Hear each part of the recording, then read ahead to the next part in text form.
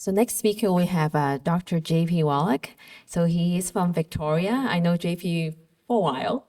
So he had a really special PBC populations with a lot of indigenous. So I'm going to talk to us about his experience, but also focus on, is this a high risk group? So he's going to talk about a little bit more his experience and share with us maybe some interesting maybe research in this population. I'll give the mic to Dr. Wallach.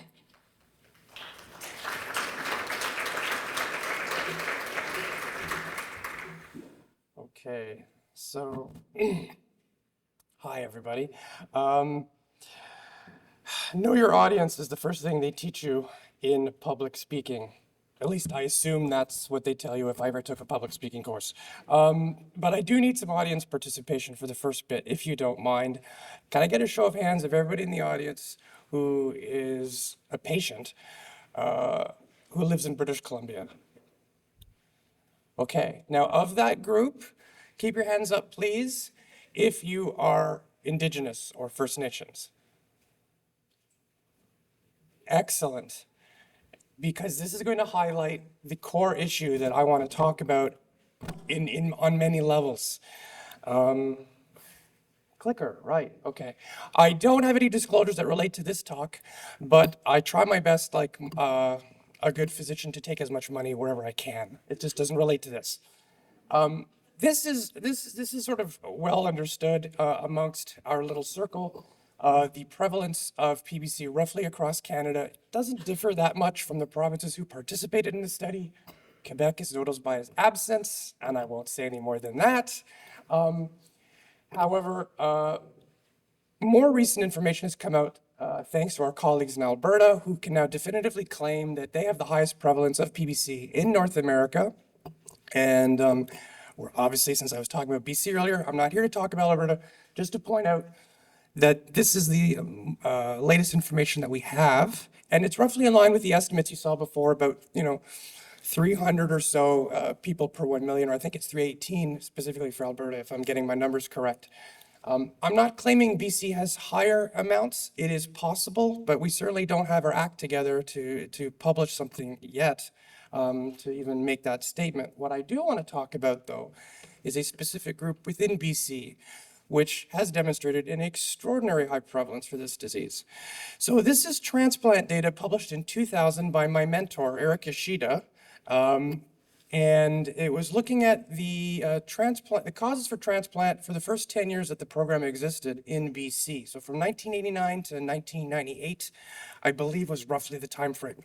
You can see only about 174 patients were transplanted only in a 10-year period, but for a frame of reference, they're now up to about 100 per year. So things have definitely accelerated over time. You can tell the data is old because Hep C is the #1 cause for transplant, which is no longer the case for anybody, anywhere. But the rest of this slide is still fairly representative, and you can see that PBC made up about roughly 15% of the transplants that were done in that first 10-year period.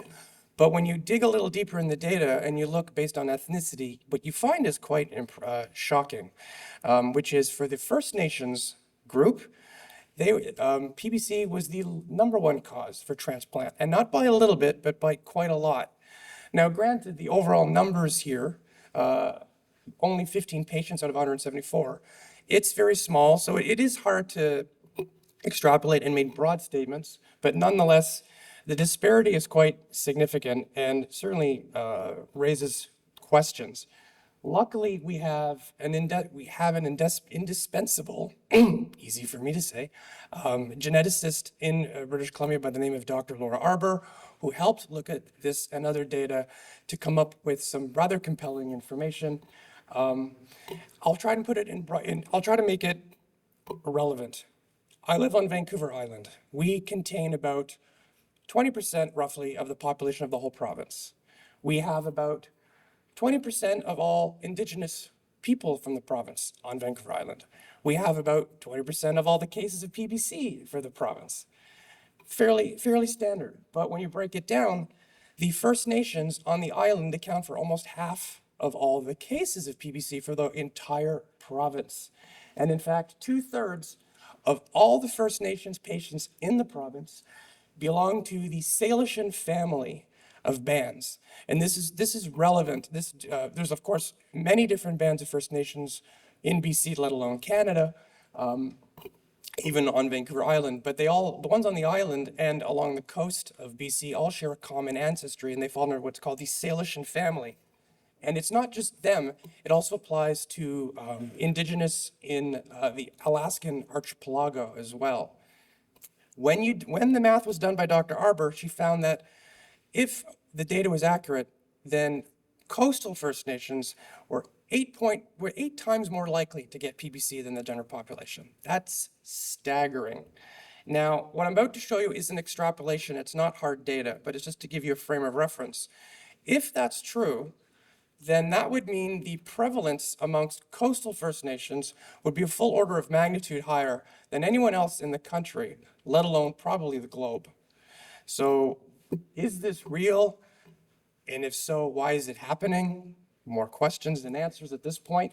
Other things that were found here was that these patients, these coastal First Nations patients with PBC, were extremely high risk for developing other autoimmune disease. That's not entirely shocking. We know that. I'm sure many of you know that as well, that if you get one autoimmune disease, you are prone to being susceptible to others. However, the rates appear even higher amongst this population than what is considered generally accepted. Very high rates of rheumatoid arthritis. Other conditions, though, like lupus and thyroid disease can apply. 1 in 5 of all of the affected PBC, of all the PBC First Nations patients will have will have a first-degree relative with some autoimmune disease, not necessarily PBC though. But let's get into that a little bit more and talk about something that Andy mentioned, which was sibling risk and first-degree relatives. So this isn't First Nations data, this is UK data, but it applies in this case. So we said roughly the prevalence globally is somewhere between 300 to 400 people per 1 million. Based on the UK data, if you have PBC, then one of your first-degree relatives, their prevalence doubles compared to that of the general population. If your first-degree relative happens to be female, the prevalence doubles again. If it's your daughter we're talking about, then it's among the highest prevalences that you can imagine. But if accurate, this sort of mirrors the general prevalence just by being a coastal First Nations member. So it goes to show how disproportionate this one little group, population-wise, can be impacted with this disease. Not only do the coastal First Nations patients get this disease more frequently than apparently anyone else, they tend to get it more severely.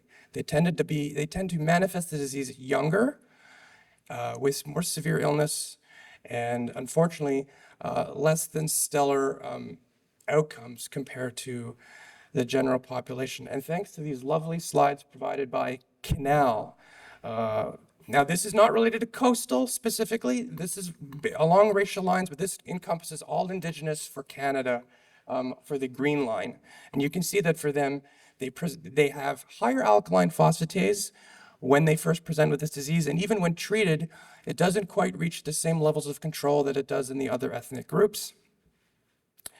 The bilirubin, which of course is not only a marker of initial diagnosis, but helps ascertain the degree of liver failure when the disease progresses, also is significantly elevated in the Indigenous population versus all other ethnic groups that were measured.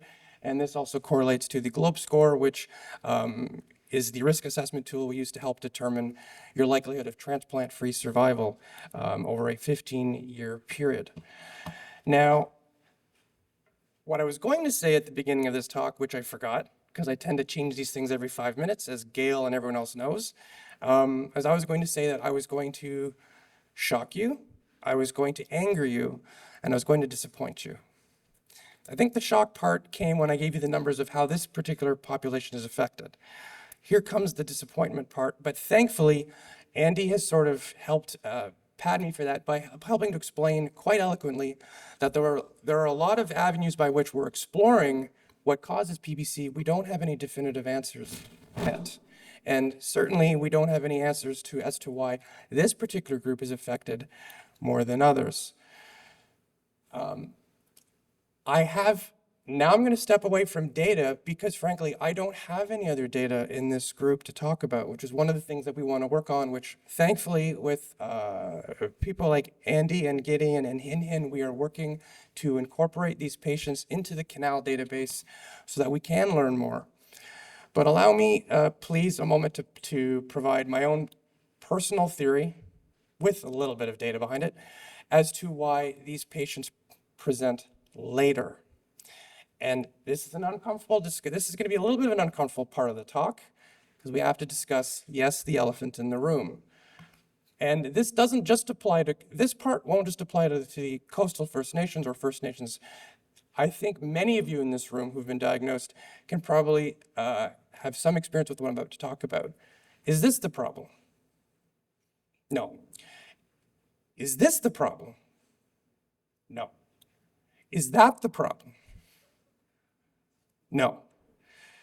This is the problem. Now, the slide is a little bit confusing because the thought bubble should be over the doctor and not the patient. I'd like to blame the technical support, but that would be me. And since I am a physician, I am predisposed to not admitting mistakes, so we'll just ignore that. Okay? But this is the actual problem. It's what I refer to as the perception problem. Okay? I'm sure many of you had your diagnoses delayed more than you would like or than we would like for a number of factors. It could be the center you're in didn't have people who are experts in making the diagnosis. There could be other reasons. And one of them could sadly be the fact that a physician or nurse or whomever took one look at your markers and simply came to the conclusion, well, you just drink too much. And this stigma, of course, persists to this day and is even more prevalent, or pervasive actually, with First Nations in Canada. But here's the part that at least I can provide some counter to that with data. Because this was studied, and it was shown that people of First Nations across Canada, far less of them participate in alcohol consumption than any other ethnicity combined.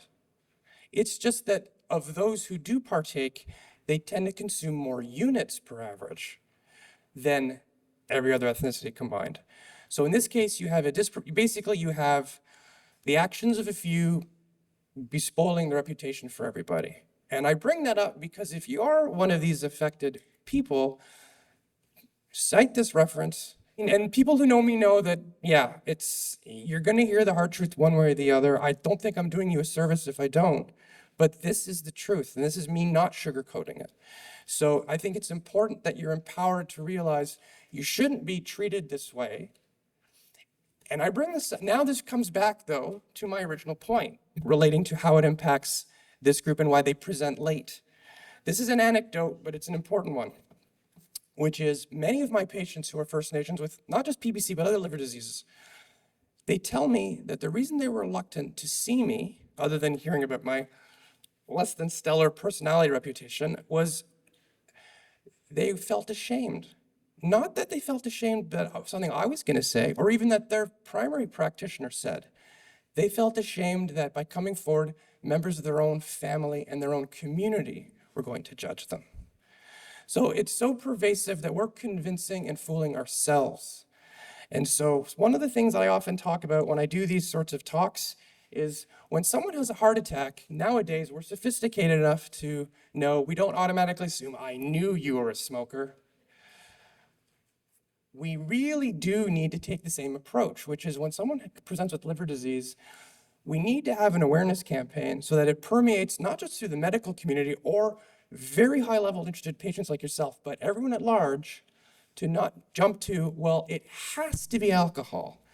Make no mistake, alcohol will and probably always will remain one of the chief causes for end-stage liver disease or transplant. At last check in British Columbia, it still remains about 1 in 5. So it's tied with fatty liver as the majority cause. But as I tell people all the time, that leaves 80% of cases from a combination of other things for which alcohol has nothing to do with. The disappointment, I don't have any answers for you. And I had very scant data, so I'm probably disappointing my colleagues quite significantly, I'm sorry. But in summary, PBC does disproportionately impact the First Nations in Canada, especially the coastal First Nations of British Columbia. It is associated with other autoimmune disorders, that's already well established, but again, it appears disproportionate in those of these same ethnicities. And my last point is it's First Nations, not First Nation. White people don't all have the same ancestry. And when we look at this disease and approach it from this perspective, we have to consider that as well, that we have data for Indigenous patients, but if we were able to have more and stratify by the different common ancestries, we'd probably find that the coastals have even higher rates of the bad outcomes that I'm pointing out versus the rest, and they're probably bringing up the average, so to speak. So I'm hopeful and great to my colleagues that we can hopefully have something more concrete to provide in the future, and I'm really grateful to the people who came, including that young woman whom I've never met before. We don't have a professional relationship whatsoever. I'm really grateful that people such as herself are stepping forward and hopefully going to be able to provide awareness within the community of Central Vancouver Island and beyond, so that we can get more people to come forward, not only to be tested and treated, but also to help volunteer so that we can learn more about the disease and have better answers for everybody. Thank you.